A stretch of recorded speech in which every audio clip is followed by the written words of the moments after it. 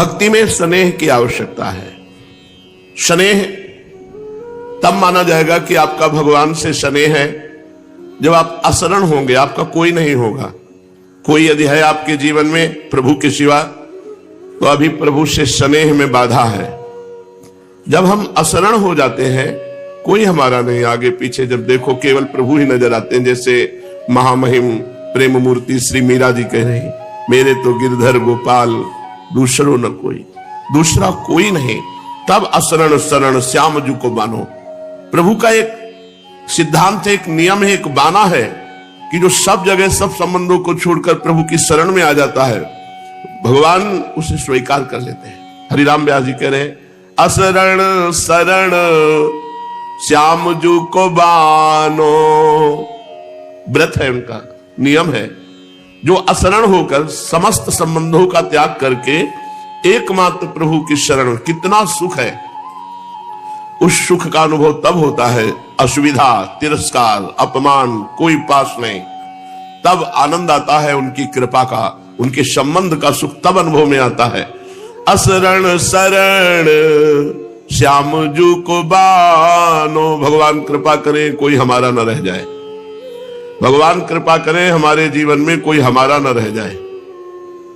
वैसे सब लोग मांगते हैं भगवान कृपा करे सब हमारे सुरक्षित रहे, लेकिन हम ये चाहते हैं, बोले तुम्हारे हाई कौन है नहीं, तुम्हारे हाई कौन है? नहीं, तुम्हारे जितने तो दो चार है, हमारे तो बहुत है। उदार चरिता नाम वसुधैव कुटुंबकम, पूरा विश्व हमारा है, क्योंकि विश्वात्मा भगवान हमारे हैं। नाते नेह राम के मनियत सुहद सुसेव्य, जहां लो अंजन कहां आंख जय फूटे, बहुतक कहो कहां लो। वो अंजन किस काम का जिससे आंख फूट जाए, वो संबंध किस काम का जिससे भगवान का संबंध फीका पड़ जाए। बड़ो बिरद पतितन को पावन, जिनका व्रत है, जय घोष है, पतितों को पावन करने वाले। बड़ो विरद पतितन को पावन, भक्तनि हाथ बिकानो।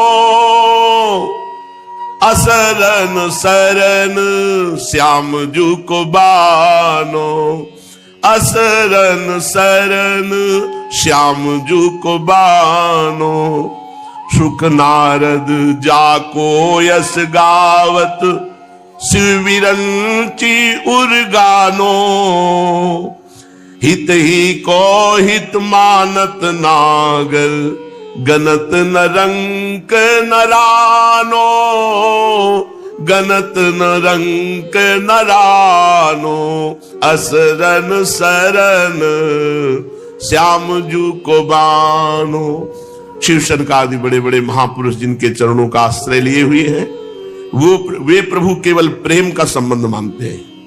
हित ही को हित मानत नागर, गनत रंक नारानो।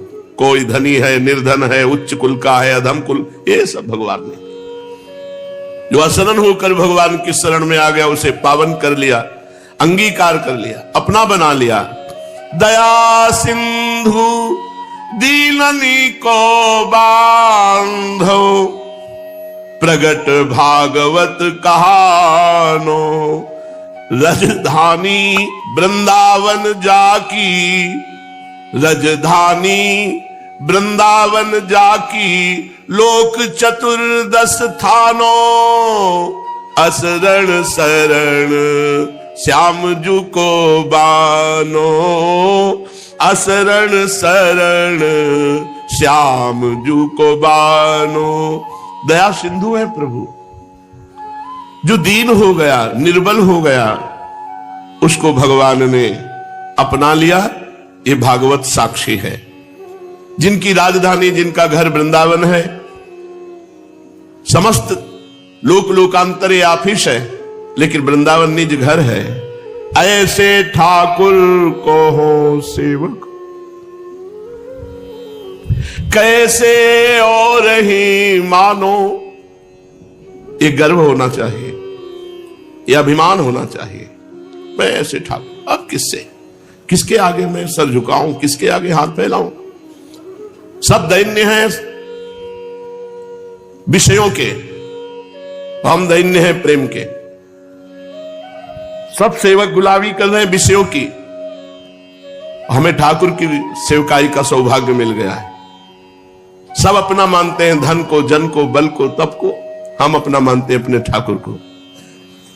ऐसे ठाकुर को हो सेवक, कैसे और ही मानो। व्यास कलंक लगे तो जननी, जो न पितहि पहचानो। श्याम जू को बानो, असरन शरण श्याम जू को बान। जननी कहती है पिता है, अगर अब हम अपने पिता को पिता नहीं कहते तो कलंक लग जाएगा। ऐसे सदगुरुदेव ने बता दिया कि तुम्हारे जीवन धन प्राण धन ठाकुर है। अब ऐसे ठाकुर का दास हो कि किसकी तरफ देखो। तो भक्ति में स्नेह है। स्नेह कैसा? समस्त संबंधों से सबकी ममता ताग बटोरी, ममपद मनहि बांध बर डोरी। माँ भी, पिता भी, भाई भी, बंधु भी, रिश्ते नाते सब हमारे श्री हरि से है। तुम्हें माता च पिता, तुम्हें बंधुश्च सखा, तुम्हें विद्या द्रविणं, तुम्हें सर्वम मम देव देव। मेरे जो कुछ है सब ठाकुर जी है, सब प्रियालाल है। ये स्नेह होना अत्यंत अनिवार्य है, तभी भक्ति मानी जाएगी। अगर ये स्नेह नहीं तो फिर भक्ति नहीं हो रही, आडंबर हो रहा है, नाटक हो रहा है, दंभ हो रहा है, दिखावा हो रहा है। भक्ति में आंतरिक स्नेह इष्ट देव के चरणारविंद में। ज्ञान, ज्ञान में समझ, न मैं स्थूल शरीर हूं, न मैं सूक्ष्म शरीर हूं, न कारण शरीर हूं। समझ आ गई, मैं आत्मस्वरूप हूं, मैं भगवत स्वरूप हूं। मैं इंद्रियों और मन का गुलाम नहीं हूं, मैं इंद्रियों और मन को प्रकाशित करने वाला हूं। मैं इंद्रियों और मन के शासन में चलने वाला नहीं हूं, मेरे शासन में इंद्रिया और मन चलने वाली है। ये समझ आ गई। ज्ञान में जिसकी ये समझ आ गई तो वो ज्ञानी। अगर ये नहीं समझ पाया तो समझ कर भी अज्ञानी ही है। वो अपने को भले ज्ञानी माने। जैसे स्नेह के बिना भक्ति नहीं, ऐसे समझ के बिना ज्ञान नहीं। वैराग्य, पूरे जगत में कहीं कुछ भी अच्छा ना लगे, एकमात्र भगवान, तो वैराग्य सार्थक हो गया। जगते भयो फिरे बैरागी, श्री वृंदावन रस में अनुरागी। कहीं कुछ न कोई व्यक्ति अच्छा लगता है, न कोई वस्तु अच्छी लगती है। कितनी देर कोई व्यक्ति हमारे पास रहेगा, कितने दिन रहेगा, आखिरकार मरेगा तो है ही। तो ऐसी मित्रता किस काम की? हम ऐसे से मित्रता करें जो हर क्षण हमारे पास रहता है, हर जगह हमारे पास रहता है, और जो निरंतर सनातन हमारे साथ रहेगा वो है प्रभु। इसलिए वैराग्यवान, कहीं भी किंचन मात्र भी ना अपने शरीर से राग, न किसी के शरीर से राग, ना अपने शरीर के भोगों से राग, ना अन्य के भोगों से राग, बस केवल एकमात्र प्रभु के चरणारविंद से। तो वैराग्य सार्थक है। स्नेह बिना भक्ति, समझ के बिना ज्ञान और भगवत समर्पण के बिना वैराग्य व्यर्थ माना गया है। साधक अपने को देखे कि हम जी रहे हैं, जीने के लिए सब कुछ है। व्यापार, नौकरी जो भी कर रहे हो ये जीने के लिए है, लेकिन जी किसके लिए रहे हो? जी किसके लिए? इस प्रश्न का उत्तर अपने से पूछो। तुम पढ़ाई लिखाई करके बड़ी अच्छी नौकरी, बड़े अच्छे पदों में गए हो, उसका उद्देश्य क्या है? रुपया मिलना, प्रतिष्ठा मिलना, सम्मान मिलना, ये जीने के लिए है। तो जी किसके लिए रहे हो? अगर उत्तर आवे भगवान के लिए तो सही जी रहे हो, और अगर भगवान के लिए उत्तर तुम्हारे हृदय में नहीं आ पाया तो जीते जी मृतक तुल्य तुम्हारा जीवन है। जिन हरि भगति हृदय नहीं आनी, जीवित सब समान ते प्राणी।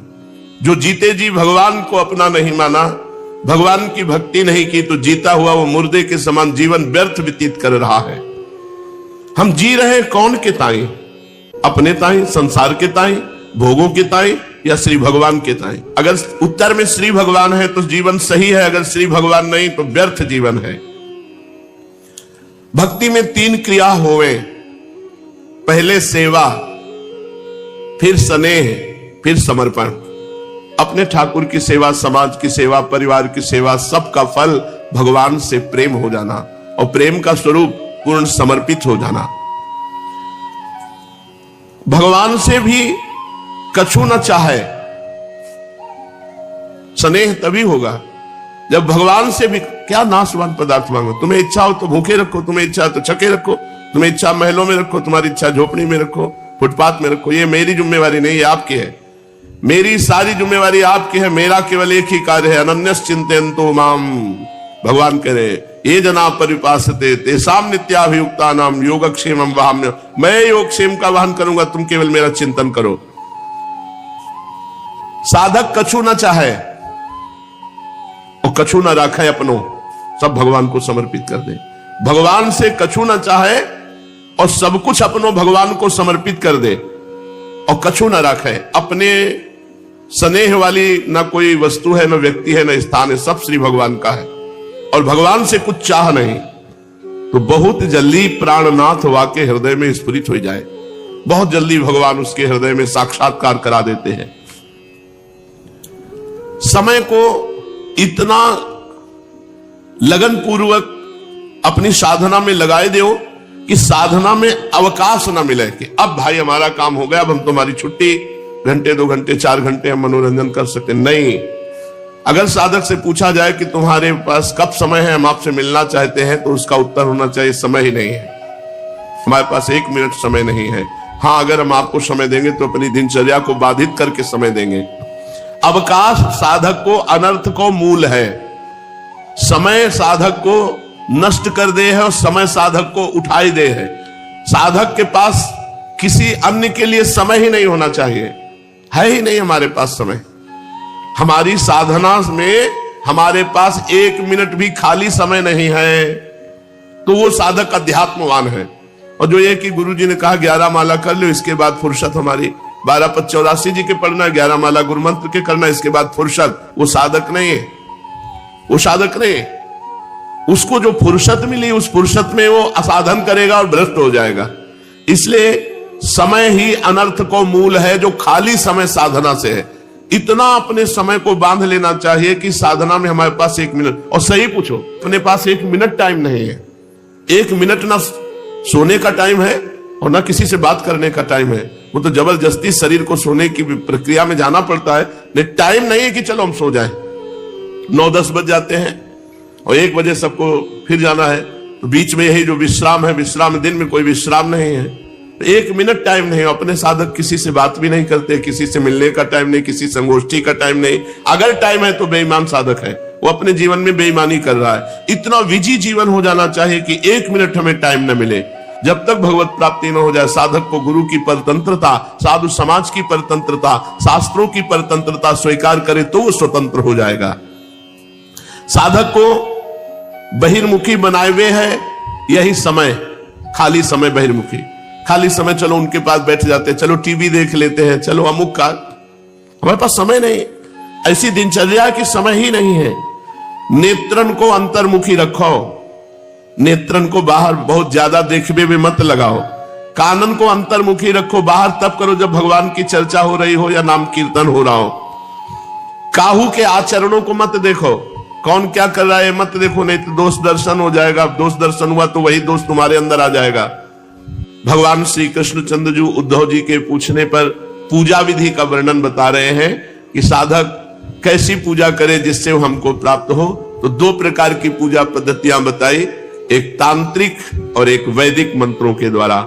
लेकिन अपनी वृंदावन की जो पूजा है, ये पूजा ही नहीं है, ये सेवा है। और ये है भावोत्सव, ये न तांत्रिक है न वैदिक है, ये भावोत्सव है। जब भाव जैसा उठा, लाडली लाल को दुलार कर रहे, न वेद मंत्रों का यहां प्रवेश है न तंत्र का प्रवेश है। यहां भाव के द्वारा 8 पैर अष्टयाम सेवा होती है। तांत्रिक और वैदिक सिद्धांत, उपासक पहले पूजा की सामग्री इकट्ठी कर ले, फिर इस प्रकार कुशा बिछाए कि कुशा के अगले भाग पूर्व की ओर हो। आज तक हमें यहां दिशा पता नहीं चली, हमें दिन का पता नहीं, कौन सा दिन, सच्ची कह रहे, तारीख का पता नहीं, आज तक दिशा का पता नहीं चला। ये कौन सी दिशा में बैठे हम? भगवान कह रहे हैं कि पूर्व की ओर कुशा का अग्र भाग करके बिछावे, तदनंतर उत्तर की ओर मुंह करे, और अचल प्रतिमा हो तो उसके सामने बैठना चाहिए। जैसे अचल प्रतिमा है तो सामने बैठना। फिर पूजा कार्य प्रारंभ करे, पहले अंगन न्यास कर ले, फिर करण न्यास कर ले, फिर मूर्ति में मंत्र न्यास करे। प्रतिमा में पहले जो समर्पित सामग्री उसको हटा ले, पोंछ दे।